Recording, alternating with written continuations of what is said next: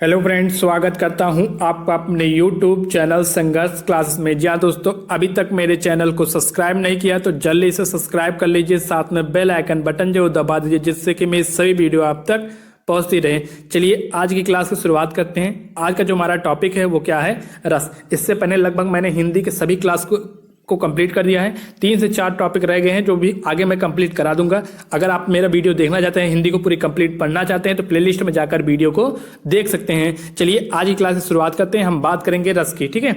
रस की अगर हम बात करें, रस का शाब्दिक अर्थ क्या होता है तो आनंद होता है। पेपर में सीधा क्वेश्चन बनेगा कि रस का शाब्दिक अर्थ क्या होता है, तो ऑप्शन 4 ऑप्शन देगा तो वहां पर आपका राइट आंसर क्या हो जाएगा, आनंद। बात करते हैं परिभाषा की, तो काव्य को पढ़ने सुनने से जिस आनंद की अनुभूति होती है उसे ही क्या कहते हैं, रस कहते हैं। रस को काव्य की आत्मा या प्राण माना गया है, ठीक है। यहाँ से पेपर में क्वेश्चन बन जाएगा कि काव्य की आत्मा या काव्य का प्राण किसे कहा जाता है, ठीक है। तो वहां पर आपका राइट आंसर क्या हो जाएगा, रस। चलिए अगले प्रश्न आगे चलते हैं। बात करते हैं, देखिए यहाँ से कुछ फैक्ट हैं जो सीधे क्वेश्चन बनते हैं पेपर में, तो हम उनको देखते हुए आपसे चलेंगे। बात करते हैं, पहला फैक्ट क्या है कि रस उत्पत्ति को सबसे पहले परिभाषित करने का श्रेय भरत मुनि को जाता है, ठीक है। तो यानी कि यहाँ से क्वेश्चन सीधा बनेगा कि रस को सबसे पहले परिभाषित करने का श्रेय किसे जाता है, तो आपको 4 ऑप्शन देगा तो वहां पर आपका राइट आंसर क्या हो जाएगा, भरत मुनि। भरत मुनि ने अपने नाट्य शास्त्र में रस के 8 प्रकारों का वर्णन किया है। देखिए पहली बात तो ये हो जाएगा, भरत मुनि ने रस का वर्णन कहाँ किया गया, नाट्य शास्त्र में किया है। पहला क्वेश्चन यही बन जाएगा, कितने प्रकार के, 8 प्रकार के, ठीक है। अब बात करते हैं रसों की संख्या, तो रसों के प्रकार की, तो रस 9 प्रकार के होते हैं, ये भी नोट करके लिख लीजिए। आगे चलते हैं, बात करते हैं भरत मुनि के अनुसार रसों की संख्या कितनी है, 8। और इनके अनुसार, भरत मुनि के अनुसार रसों की संख्या कितनी है, 8 होती है। इन्होंने शांत रस को रस नहीं माना है, ठीक है। देखिए यहाँ से जो क्वेश्चन बनेगा, मैं बता रहा हूं कि आपको सीधा पूछेगा भरत मुनि के अनुसार रसों की संख्या कितनी होती है। आपको ऑप्शन में दे देगा 8, 9, 10 और 11, तो आपका वहां पर राइट आंसर क्या हो जाएगा, 8, ठीक है। जब पूछेगा भरत मुनि के अनुसार रसों की संख्या कितनी है तो आपका राइट आंसर क्या होगा, 8।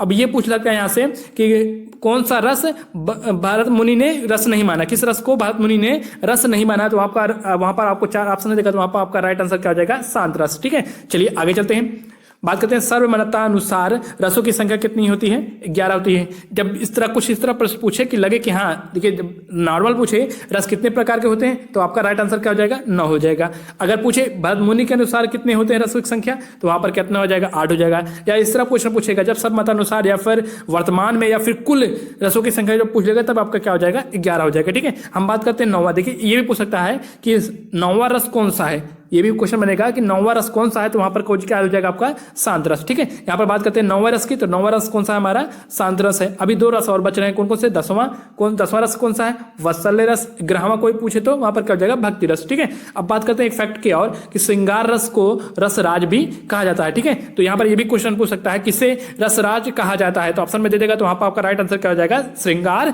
रस। चलिए आगे चलते हैं, बात करते हैं रस के अवयव या फिर अंग की, ठीक है।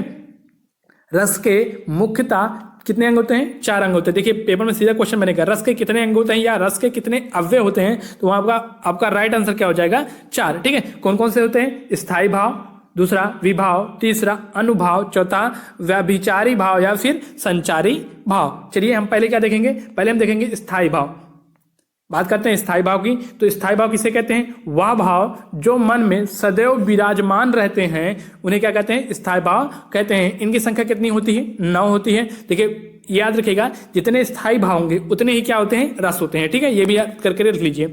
वर्तमान में इनकी संख्या 11 है। मैंने बताया अभी भी कि क्या अगर आपसे कोई पूछे रसों की संख्या कितनी होती है या फिर स्थायी भाव की संख्या कितनी है तो आप क्या बताएंगे, 9 ही बताएंगे। जब पूछे वर्तमान में कुल कितनी स्थायी भाव की संख्या है तो आपको क्या हो जाएगा, तब 11 बोलेंगे, ठीक है। चलिए आगे चलते हैं, बात करते हैं कौन कौन से इसे स्थायी भाव हैं। देखिए श्रृंगार रस का स्थायी भाव क्या होता है, रति होता है। रति को क्या बोलते हैं, प्रेम बोलते हैं, ठीक है। इस हास रस का स्थायी भाव क्या है, हास है। और करुण रस का स्थायी भाव क्या होता है, शोक होता है। और रौद्र रस का स्थायी भाव क्या होता है, क्रोध होता है। बात करें विभत्स रस का तो क्या होता है, स्थायी भाव क्या होता है, घृणा होता है। और भयानक रस का स्थायी भाव क्या होता है? भय होता है। अद्भुत रस का स्थायी भाव अगर कोई पूछे आश्चर्य या विस्मय होता है। और वीर रस का स्थायी भाव कोई पूछे तो क्या होता है? उत्साह होता है। आगे चलते हैं, बात करते हैं शांत रस की। तो शांत रस का स्थायी भाव क्या होता है? निर्वेद होता है। वात्सल्य रस का स्थायी भाव क्या होता है? वात्सल्य होता है। और भक्ति रस का स्थायी भाव क्या होता है? अनुराग होता है। तो हमने क्या पढ़ा कि स्थायी भाव, देखिए वर्तमान में कितने स्थायी भाव हैं? हमने क्या कितने, इनकी संख्या कितनी होती है? जब कोई पूछे स्थायी भाव की संख्या कितनी होती है? 9 होती है। वर्तमान में स्थायी भाव कितने हैं?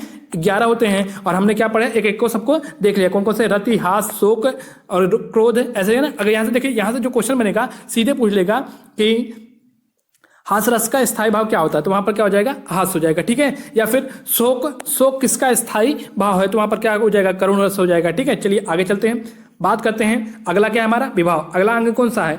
रस का अगला, देखिए पहला अंग क्या था? स्थायी भाव, हमने पढ़ लिया। दूसरा अंग क्या था? विभाव। तो अब हम पढ़ेंगे क्या विभाव किसे कहते हैं। तो जो व्यक्ति वस्तु या परिस्थितियां स्थायी भाव को उद्दीपन या जागृत करती हैं, उन्हें क्या बोलते हैं? विभाव कहते हैं। जैसे फिर से समझ लीजिए क्या कह रहा है कि जो व्यक्ति वस्तु या परिस्थितियां स्थायी भाव कौन कौन से हैं? मैंने बताया ना 9 है, टोटल 11 है, ठीक है। स्थायी भाव को जागृत करती हैं, उन्हें क्या कहते हैं? विभाव कहते हैं। विभाव 2 प्रकार के होते हैं, कौन कौन से होते हैं? आलंबन विभाव और उद्दीपन विभाव। चलिए हम पहले देखें क्या आलंबन विभाव। आलंबन विभाव की अगर बात करें, आलंबन विभाव का अर्थ होता है क्या? आधार, ठीक है। अर्थात वह जो रस का आधार है उसे क्या कहते हैं? विभाव कहते हैं। या फिर इस तरह समझ लीजिए, नायक नायिका की उपस्थिति आलंबन विभाव है, ठीक है। नायक और नायिका की उपस्थिति क्या कहलाता है? आलंबन विभाव है, ठीक है। चलिए बात करते हैं आलंबन विभाव के भेद की। तो आलंबन विभाव के कितने भेद होते हैं? 2 भेद होते हैं। पहला कौन सा? आश्रय आलंबन, और दूसरा विषय आलंबन। देखिए आश्रय, यहाँ पर सीधे समझ आश्रय, जैसे बात करते हैं, देखिए जिस व्यक्ति के मन में रति आदि भाव उत्पन्न होते हैं उसे क्या कहते हैं? आश्रय कहते हैं। जैसे देखिए आप किसी को देखकर आपके मन में कोई भाव जगे, ठीक है। मान लीजिए कोई लड़की है, उसको देखकर आपके मन में कोई भाव उत्पन्न हो रहा है, तो आप क्या कहलाए? आपको क्या कहें? जिसके मन में भाव उत्पन्न हो वो क्या कहलाएगा? आश्रय कहलाएगा, ठीक है। आश्रय आलंबन। बात करें, आगे चलते हैं, विषय की बात करते हैं, विषय आलंबन की। तो जिस वस्तु या व्यक्ति के लिए आश्रय के मन में भाव उत्पन्न होता है उसे क्या कहते हैं? विषय कहते हैं। जैसे आपने किसी को देखा तो आपके मन में जो भाव उठा तो आप क्या कहलाएंगे? आश्रय कहलाएंगे। और देखिए जिस वस्तु या व्यक्ति के लिए आश्रय के मन में, जिसके लिए मतलब जिसको देखकर आपके मन में भाव उत्पन्न हो रहा है, वो क्या कहलाएगा? हमारा विषय कहलाएगा, ठीक है। आप समझ गए होंगे। चलिए आगे चलते हैं, बात करते हैं उद्दीपन विभाव की। तो उद्दीपन विभाव किसे कहते हैं? उद्दीपन का अर्थ होता है जगा देना, ठीक है। अर्थात जो कारक नायक नायिका या फिर आश्रय या विषय, मतलब क्या नायक नायिका यानी कि आप और जिसको देखकर आपके मन में भाव उत्पन्न हो, ठीक है। तो जो कारक नायक नायिका के मन की भावना को बढ़ा दे, जो कारक नायक नायिका की मन की भावना को बढ़ा दे उसे क्या कहते हैं? उद्दीपन विभाव कहते हैं। जैसे एग्जांपल की बात करें, जैसे हवा का धीरे धीरे बहना। आप किसी को देख रहे हैं और आपके सामने हवा का, आपको क्या हो, धीरे धीरे हवा बहे तो आपको रहेगा उद्दीपन विभाव का, ठीक है। हवा का धीरे धीरे बहना, फूलों का खिलना, चांदनी रात, एकांत स्थल, प्रकृति आदि, ठीक है। आगे चलते हैं, बात करते हैं अनुभाव की। तो अनुभाव किसे कहते हैं? इनको देखते हैं पहले। आश्रय की वे चेष्टाएं। आश्रय कौन है? समझ लीजिए, आश्रय कैसे, यानी जिसके मन के क्या कोई भाव उत्पन्न हो, ठीक है। आश्रय वही कहेंगे ना। तो आश्रय की वे चेष्टाएं, जिसके मन में कोई भाव उत्पन्न हो गया है तो उसकी वे चेष्टाएं या प्रतिक्रियाएं जिससे पता चलता है कि हृदय में कौन सा स्थायी भाव जागृत जगह है, तो वो क्या कहलाएगा? अनुभाव कहलाएगा। जैसे एग्जांपल की बात करें, जैसे गुस्से से मुंह लाल होना, ठीक है। गुस्से से मुंह लाल होना, ठीक है। सीटी मारना, आंख मारना आदि। चलिए आगे चलते हैं, बात करते हैं अनुभाव के भेद की। तो अनुभाव के कितने भेद होते हैं? 4 भेद होते हैं। कौन कौन से? कायिक अनुभाव, वाचिक अनुभाव, आहार्य अनुभाव और सात्विक अनुभाव। हम पहले क्या देखेंगे? हमारा पहले क्या होगा? कायिक अनुभाव को हम देखेंगे, ठीक है। बात करते हैं कायिक अनुभाव की। जहां पर नायक नायिका एक दूसरे के करीब आने के लिए शारीरिक चेष्टाएं करते हैं, वहां कायिक अनुभाव होता है। जैसे एग्जांपल की बात करें, जैसे दांत पीसना, आंख दबाना, पलकों का उठाना, पलकों का झुकाना, तिरछी नजर से देखना, ठीक है, ये सब क्या है, हमारे कायिक अनुभव है। ठीक है जी, यहाँ पर कहने का परिभाषा क्या करे देख लीजिए, जहां पर नायक नायिका, यानी कि जिसके, देखिए आपने किसी को देखा, ठीक है, तो आपके मन में कोई भाव जगा, तो भाव जगने के कारण कोई आप क्या कर रहे हैं, हरकतें कर रहे हैं, जैसे क्या कर रहे हैं, आंख मार रहे हैं या फिर पलकों को झुका रहे हैं या फिर तिरछी नजर से देख रहे हैं, तो ये सब क्या हो जाएंगे, हमारे कायिक अनुभव हो जाएंगे। ठीक है, चलिए आगे चलते हैं, बात करते हैं वाचिक अनुभव की। तो वाचिक अनुभव कह रहा है जहां पर नायक नायिका एक दूसरे के करीब आने के लिए वाणी का प्रयोग करते हैं अथवा मुंह से कुछ बोला जाए, वहां क्या होता है, वाचिक अनुभव होता है। जैसे एग्जांपल की बात करें, मुंह से कुछ बोलना, सीटी बजाना, गीत गुनगुनाना आदि। ठीक है, जैसे एग्जांपल फिर समझ लीजिए, आप किसी को देखकर क्या आपके मन में कोई भाव उत्पन्न हुआ। ठीक है, जब आपके मन में कोई भाव उत्पन्न हुआ, आप उससे क्या रहे हैं, करीब आना चाह रहे हैं, तो आप क्या रहे हैं, सीटी बजा रहे हैं या फिर गीत गुनगुना के माध्यम से उसको क्या उसके करीब जा रहे हैं, तो वहां पर क्या हो जाएगा, हमारा वाचिक अनुभव होगा। चलिए आगे चलते हैं, बात करते हैं आहर्य अनुभव की। तो आहर्य अनुभव क्या कहता है, जहां पर नायक नायिका एक दूसरे से के वस्त्र या रूप सजा को देखकर आकर्षित होते हैं, वहां क्या होता है, आहर्य अनुभव का रूप होता है। जैसे बात करते हैं, क्या देखिए क्या कह रहा है, जहां पर नायक नायिका एक दूसरे के वस्त्र या रूप सजा को देखकर, ठीक है, जैसे आप तैयार हुए हैं, बहुत अच्छा आकर्षण लग रहे हैं, तो वहां पर आपको देखकर कोई आकर्षित हो रहा है, तो वहां पर क्या हो जाएगा, आहर्य अनुभव का रूप होता है। चलिए आगे चलते हैं, बात करते हैं सात्विक या मानसिक अनुभव की। ठीक है, तो यहां पर क्या होता है, जहां पर नायक नायिका एक दूसरे के करीब आना चाहे परंतु मन की बात मन में ही दब कर रह जाए, कुछ बोल ना पाए, वहां क्या होता है, सात्विक अनुभव होता है। सात्विक अनुभव की संख्या कितनी होती है, 8। देखिए ये इंपॉर्टेंट है, यहाँ पर ये अब भूल जाइए। देखिए ये क्या है, इनकी संख्या कितनी है, देखिए आपसे पेपर सीधा क्वेश्चन पूछेगा कि सात्विक या मानसिक अनुभव की संख्या कितनी होती है, तो वहां पर कितनी होती है, आपका राइट आंसर क्या हो जाएगा, 8। ठीक है, कौन कौन सी है ये मत याद रखिए, आप केवल इतना याद रखिए कि इनकी संख्या कितनी होती है, 8 होती है। ठीक है, आगे चलते हैं, अगला हमारा क्या है, संचारी या भी व्याभिचारी भाव। ठीक है, ये हमारा कौन चौथा अंग है। ठीक है, तो यहाँ पर देखते हैं संचारी व्याभिचारी भाव किसे कहते हैं। तो अनुभाव के पश्चात नायक नायिका के मन में संचरित होने वाला वह भाव जो क्षणिक होता है, ठीक है, यानी क्षण भर के लिए होता है, उसे क्या कहते हैं, संचारी भाव कहते हैं। इनके इस संचारी भाव की संख्या कितनी होती है, 33 होती है। अब ये कौन कौन सी होती है, इनको मत याद रखिए, केवल यही याद रखिए कि संचारी भाव की संख्या कितनी होती है, 33 होती है। एग्जाम्पल में मैंने दे दिया है, हर्ष, विषाद, त्रास, लज्जा, ग्लानि, चिंता, शंका, मोह, गर्व, उत्सुकता आदि। ठीक है, आगे चलते हैं, देखिए हमने यहाँ तक पूरा डिटेल में पढ़ लिया है। अब हम बात करेंगे रस को। ठीक है, अब रस की परिभाषा न देते हुए हम आपको क्या उदाहरण के माध्यम से समझाते हुए चलेंगे। ठीक है, बात करते हैं किसकी, श्रृंगार रस की। तो श्रृंगार रस का कोई स्थायी भाव पूछे क्या होता है, रति होता है। ठीक है, रति यानी प्रेम, यहाँ पर प्रेम समझकर आप रखिए। ठीक है, क्या समझेंगे, यहाँ पर क्या, प्रेम याद रखिएगा, इसका स्थायी भाव कहता है, जब प्रेम की बात होगी तो वहां पर क्या होगा, श्रृंगार रस होगा। ठीक है, अरे बता दो मुझे कहाँ प्रवासी है मेरा, इसी मामले से मिलने को डाल रही हूं मैं फेरा। ठीक है, तो यहाँ पर देखिए प्रेम की बात हो रही है ना, तो यहाँ पर क्या हो जाएगा, हमारा श्रृंगार रस हो जाएगा। ठीक है, जैसे मेरे तो गिरधर गोपाल दूसरा न कोई, जाके सिर मोर मुकुट मेरा पति सोई। ठीक है, यहाँ पर क्या हो रहा है, यहाँ पर भी प्रेम की बात हो रही है, तो वहां पर क्या हो जाएगा, श्रृंगार रस होगा। आगे चलते हैं, अगला हमारा क्या है, अगला हमारा है हास्य रस।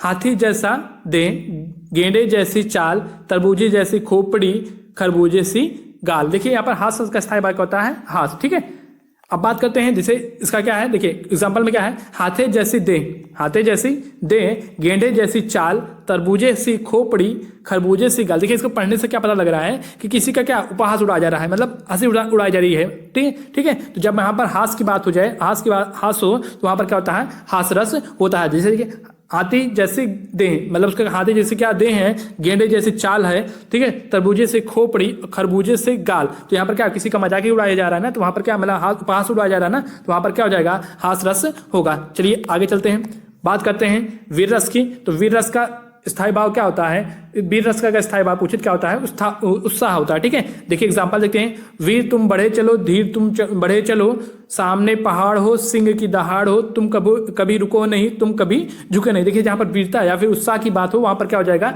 वीर रस हो जाएगा। इसी तरह बुंदेलो हर बोलो के मुंह से हमने सुनी कहानी थी, खूब लड़ी मर्दानी वा तो झांसी वाली रानी थी। यहाँ पर भी देखिए वीरता की बात हो रही थी झांसी रानी की, तो वहां पर क्या हो जाएगा, हमारा वीर रस। जहाँ पर वीरता या उत्साह की बात हो, वहां पर क्या होता है, वीर रस होता है। देखिए यहाँ से आपको ऐसे क्या करना पड़ेगा, मिलाना पड़ेगा। ठीक है, अगर स्त्री तरफ लाएंगे परिभाषा की कोई वो नहीं पड़ता, आपको ये पता होना चाहिए कि इसका क्या होता है, स्थायी भाव क्या होता है, तो आप क्या कहते हैं उदाहरण से आप उसको पता कर सकते हैं कि यहाँ पर कौन सा रस होगा। चलिए आगे चलते हैं, बात करते हैं करुण रस की। तो ऐ मेरे वतन के लोगों जरा आंख में भर लो पानी, जो शहीद हुए हैं उनकी जरा याद करो कुर्बानी। देखिए अगर कोई पूछे करुण रस का स्थायी भाव क्या होता है, तो क्या होता है शोक। जहां पर शोक होगा वहां पर कौन सा रस होगा, करुण रस होगा। ऐ मेरे वतन के लोगों जरा आंख में भर लो पानी, जो शहीद, देखिए शहीद हुए हैं उनकी जरा आंख जरा याद करो कुर्बानी। ठीक है, तो यहाँ पर क्या इससे पता क्या चला, यहाँ पर शोक की मतलब क्या हो, शोक वाली बात हो रही है ना, तो यहाँ पर क्या हो जाएगा करुण रस हो जाएगा। ठीक है, इस तरह दुख ही जीवन की कथा रही, क्या कहूँ जो आज नहीं कही, तो यहाँ पर भी क्या हो जाएगा हमारा करुण रस हो जाएगा। चलिए आगे चलते हैं, बात करते हैं रौद्र रस की। तो रौद्र तो देखिए क्या कहता है कि रौद्र, देखिए पहले बात रौद्र रस का क्या होता है, स्थायी भाव क्या होता है, क्रोध होता है। क्या होता है, क्रोध। अगर कोई रौद्र रस का स्थायी भाव पूछे क्या होता है, क्रोध। तो यहाँ पर देखिए श्री कृष्ण के सुन वचन, श्री कृष्ण के सुन वचन, अर्जुन क्रोध से जलने लगे, सब शोक अपना भूल कर करतल युगल मलने लगे। देखिए क्रोध यहाँ पर बोल दिया है ना, यहाँ पर देखिए श्री कृष्ण के सुन वचन, अर्जुन क्रोध से जलने लगे। जब क्रोध की जहां पर हो तो वहां पर क्या होता है, रौद्र रस होता है। चलिए अगले एग्जांपल की तरफ चलते हैं। अगला हमारा क्या रस है, हमारा अगला रस है शांत रस। अगर शांत रस की बात करें तो क्या होता है, शांत रस का स्थायी भाव क्या होता है, शांत रस का स्थायी भाव हमारा क्या होता है, निर्वेद होता है। क्या होता है, निर्वेद।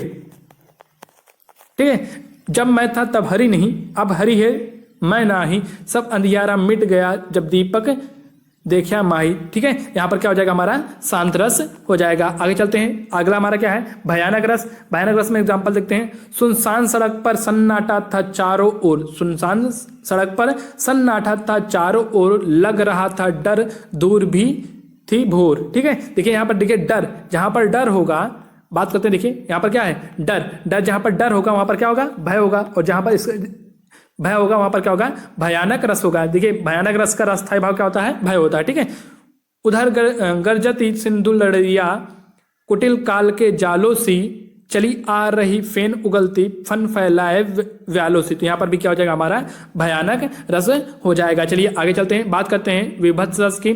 आंख निकाल उड़ जाते, क्षण भर उड़कर आ जाते, सौ जीभ खींच कर कौवे चुभल चुभल कर खाते। यहाँ पर क्या हो रहा है, देखिए आंख निकाल उड़ जाते, क्षण भर उड़कर आ जाते, सौ जीभ खींच कर कौवे चुभल चुभल कर खाते। यहाँ पर मांस की खाने की बात हो रही है, घिन वाली बात हो रही है, जहाँ पर क्या हो, अगर देखिए पहली बात तो यहाँ पर जान लीजिए, विभत्स रस का अगर कोई पूछे स्थायी भाव क्या होता है, तो विभत्स रस का स्थायी भाव क्या होता है, घृणा। जहाँ पर घृणा वाली बात हो जाए वहाँ पर क्या होता है, विभत्स रस होता है। देखिए आंख निकाल कर उड़ जाते, क्षण भर उड़कर आ जाते, सौ जीभ खींच कर कौवे चुबल चुबल कर खाते। यहाँ पर क्या घृणा वाली बात हो रही है, तो यहाँ पर क्या हो जाएगा, विभत्स रस हो जाएगा। चलिए आगे चलते हैं, बात करते हैं अद्भुत रस की। तो अद्भुत रस का अगर कोई आपका वो पूछे स्थायी भाव, तो वहाँ पर क्या होता है, आश्चर्य होता है, या फिर क्या होता है, आश्चर्य होगा, या फिर क्या होगा, या फिर विस्मय होता है। ठीक है, अब बात करते हैं एग्जाम्पल की। तो देख यशोदा शिशु के मुख में, देख यशोदा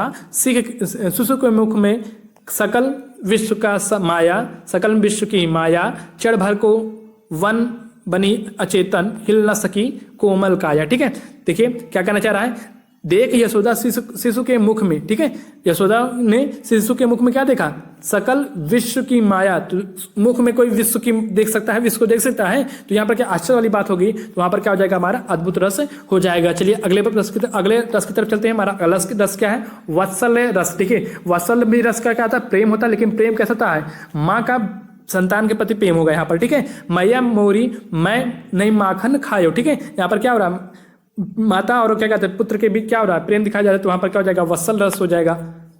अगला क्या हमारा भक्ति रस। अगर भक्ति रस की बात करें तो इसका स्थायी भाव क्या होता है, अनुराग होता है। देखिए यहाँ पर क्या होता है, भक्त मतलब इंसान का भगवान के प्रति क्या होता है, प्रेम होता है। ठीक है, जैसे यहाँ पर रघुपति राघव राजा राम पति पावन सीता राम। तो यहाँ पर क्या है, आप जिस धर्म के हो, अगर आपका अपने भगवान के प्रति क्या है, प्रेम है, तो प्रेम की अगर दिखाया जा रहा है तो वहाँ पर क्या हो जाएगा, भक्ति रस हो जाएगा। आज का वीडियो यहीं तक। अगर आपको वीडियो अच्छा लगा हो तो चैनल को लाइक कीजिए, सब्सक्राइब कीजिए, दोस्तों के साथ शेयर जरूर कीजिए।